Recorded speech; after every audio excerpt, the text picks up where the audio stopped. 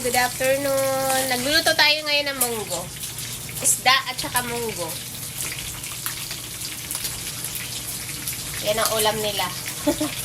ng mga anak ko. Munggo. Yung halo ng munggo, tinapa. Tinapa. Isda natin. Ang tawag dito, hasa-hasa. Ito naman ay makarel.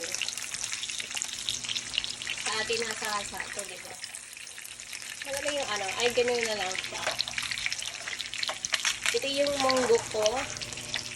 Ang halo nito, ayaw nilang malapot na malapot. Ganyan lang gusto sa munggo. Ayan. Halo nito, tinapa, and then may spinach. Ayan.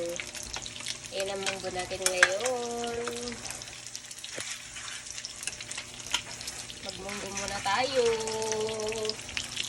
Ayan, luto na yung isda natin.